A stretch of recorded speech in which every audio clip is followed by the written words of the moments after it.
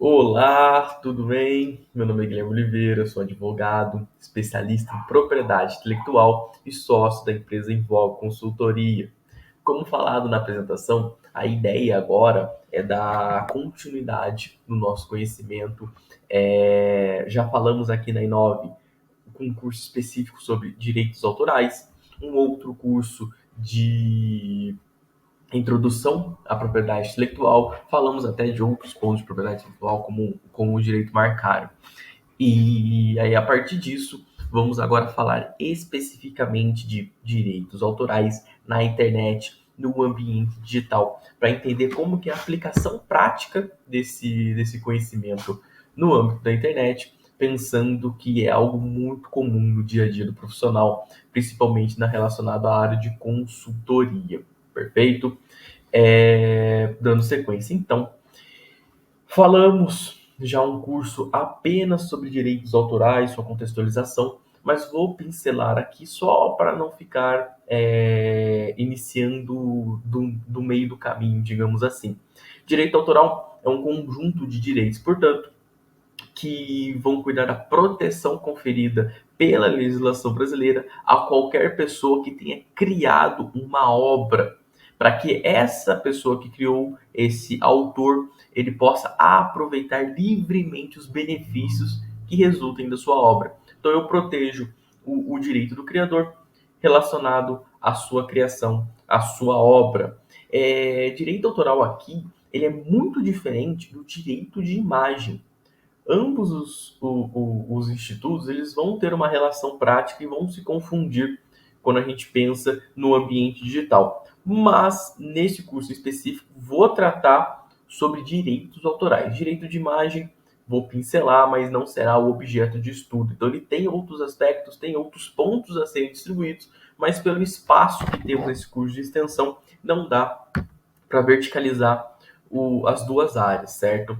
O direito de imagem, então vamos defini-lo para não confundi-lo com o direito autoral. O direito de imagem ele recai sobre o retrato físico da pessoa humana e sobre a forma com que a sociedade enxerga essa pessoa. É a exteriorização da personalidade do titular. Falando de maneira ainda mais simples, é a reprodução física da sua imagem e de suas características comportamentais. Direito de imagem, então a gente vai pensar no aspecto físico, no aspecto visual de uma pessoa, da personalidade daquela pessoa. Direito autoral? Não necessariamente. Direito autoral a gente fala daí do produto, da criação do espírito humano, como a gente vê na doutrina, na relação entre autor e obra, perfeito? Não necessariamente a imagem do autor, a visão física do autor. E isso tudo a gente pensa aqui no mundo digital. E por que direitos autorais especificamente na internet, no ambiente digital? Porque no ambiente digital, além de ser presente amplamente no nosso dia a dia, ele trouxe uma mudança de paradigma, uma mudança de raciocínio, ele trouxe uma atualização do que a gente pensa por direitos autorais, principalmente na proteção dos direitos autorais. E a escala de demandas, o número de violações é tão alto que tem que ter um pensamento só nisso, tá legal? A nossa lei de direitos autorais é a lei 9.610 de 98. Deixa eu pegar aqui para anotar. É a lei... Opa, calma lá.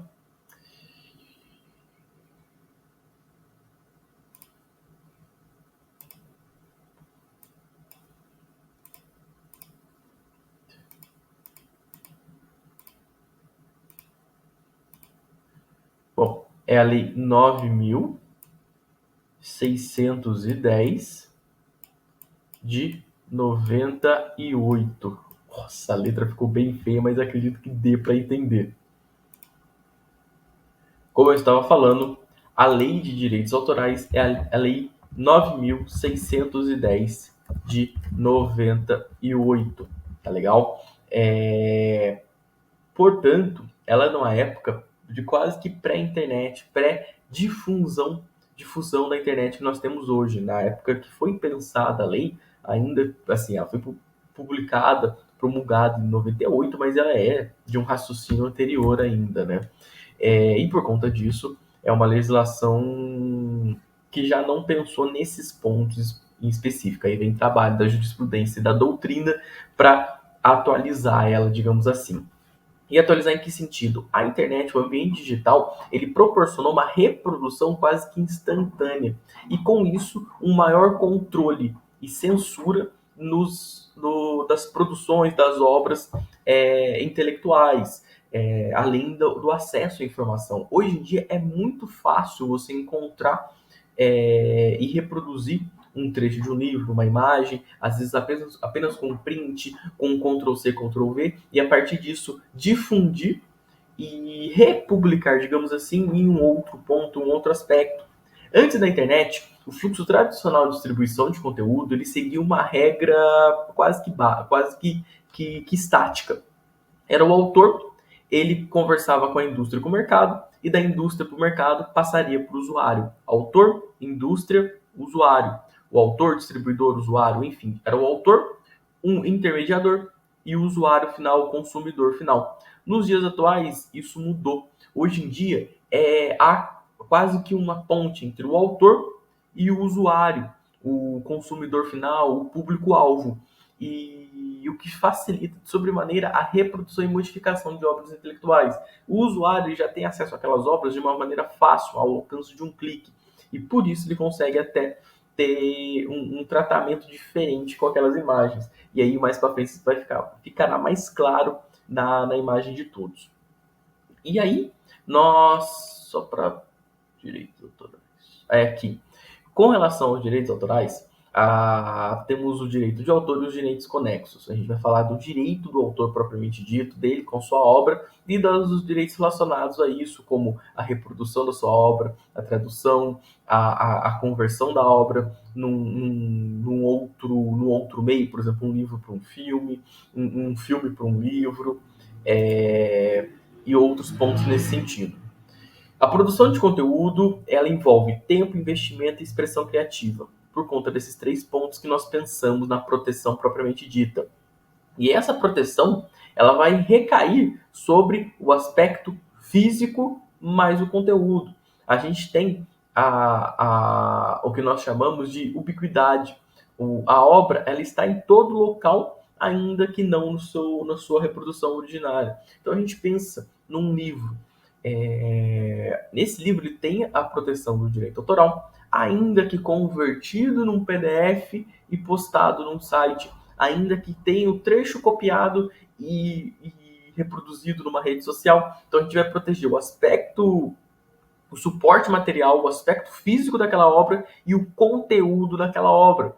Aí, independente do meio que está vinculado. Por isso que a proteção também consegue alcançar as redes sociais, o ambiente digital. Se a gente proteger só o livro físico, poderia muito facilmente existir um plágio, traduções, reproduções, o vilipêndio da obra como um todo, sem ter meios de contornar isso, certo? E aí, sempre vamos falar da criação do espírito humano, como eu falei, de maneira ampla. Lá no artigo 7º da Lei de Direitos Autorais que eu mencionei, traz quase que um rol, obviamente exemplificativo, mas um norteador muito bom de quais são essas proteções. E falo livros, textos, poesias, esculturas, projetos, músicas, fotografias, desenhos, pinturas, gravuras, esculturas, litografias, obras cinematográficas e muitos outros.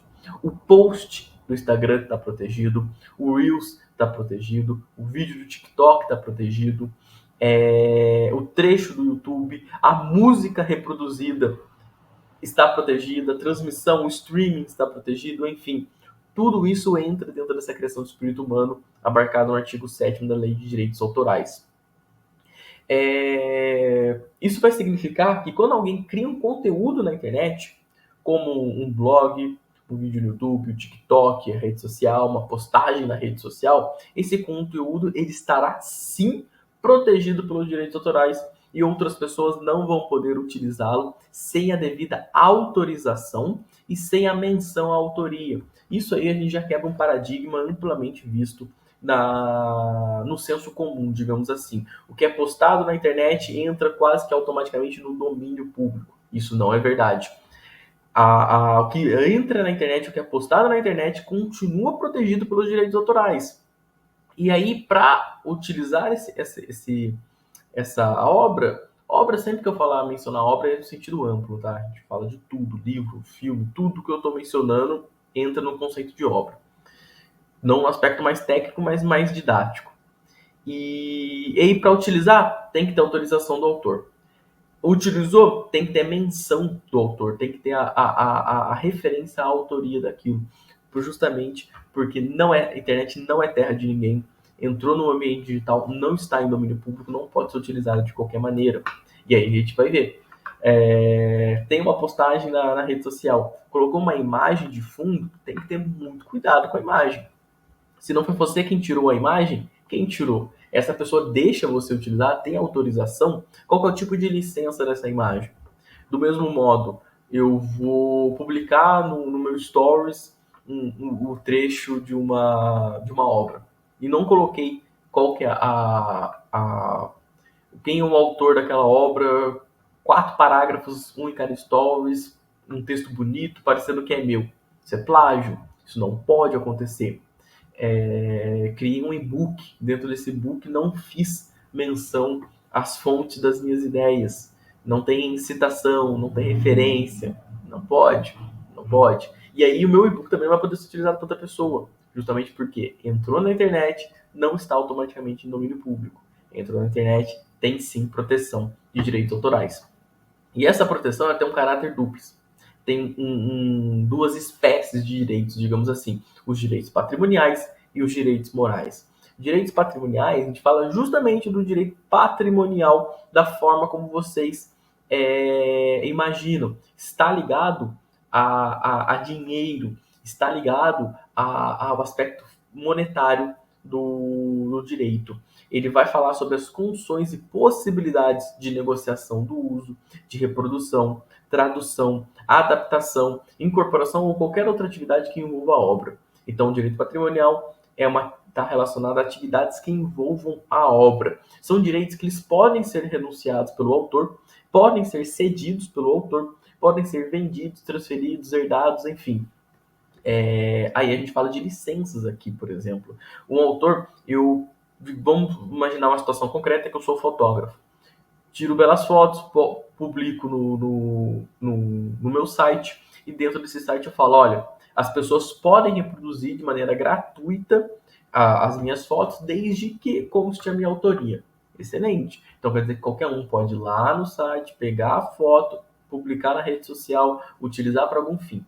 O que não pode, o que, claro, tem que fazer de acordo com a foto que está lá. Não pode pegar a foto, modificar, passar um filtro, cortar aqui, desenhar ali. Não pode desvirtuar a obra, tá bom? Sem autorização do autor. Posso pegar a imagem, publicar de maneira gratuita. Ou então, eu como fotógrafo posto as fotos no meu site e falo, olha, quem quiser utilizar, entre em contato comigo, porque o valor da licença é um valor de X.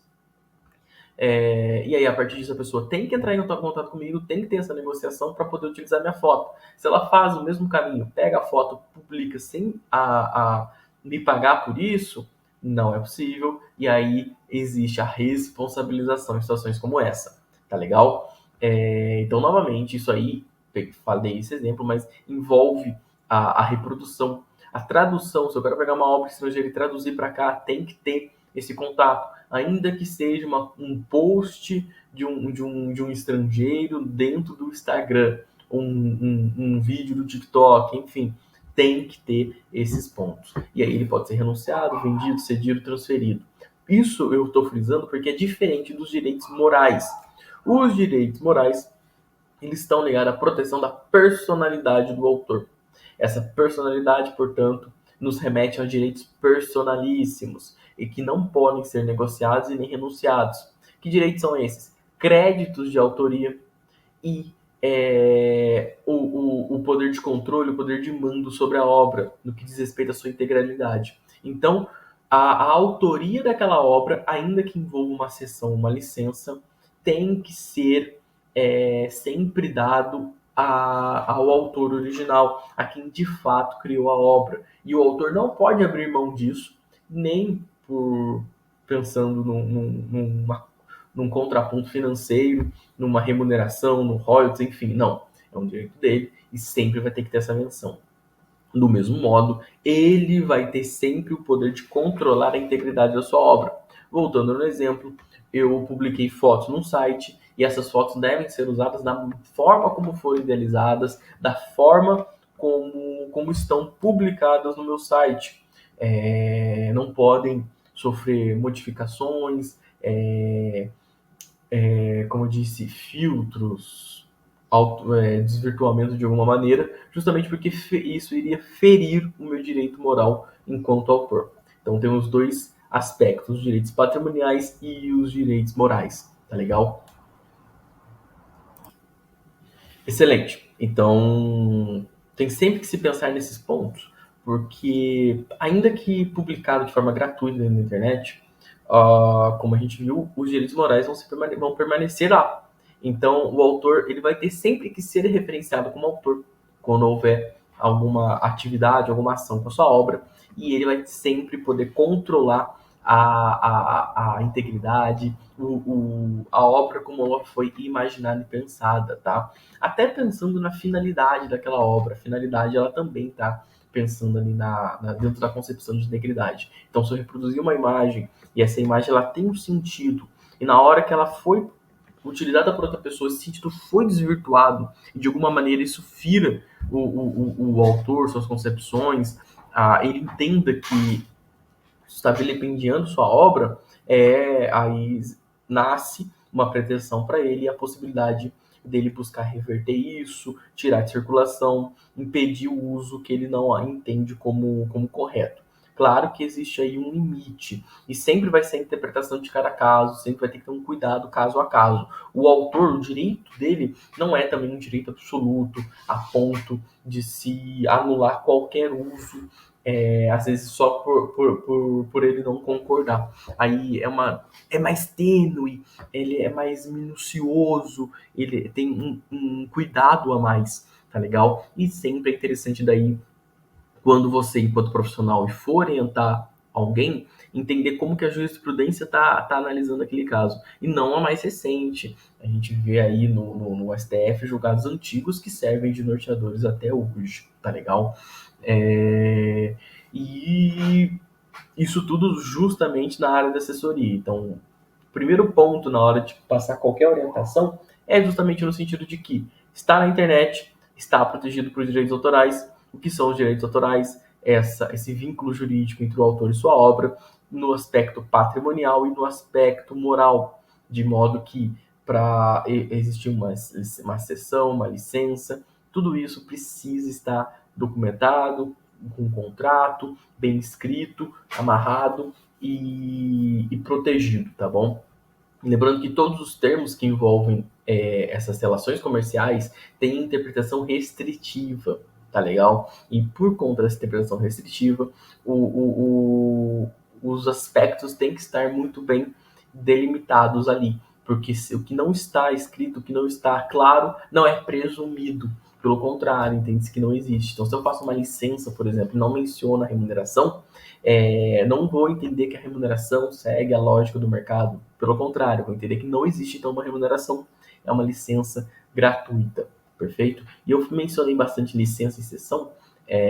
A licença é a permissão de uso, digamos que relativo, limitado a tempo, local, extensão, e já a cessão não, já é uma transferência mais completa, digamos assim, um caráter quase que definitivo.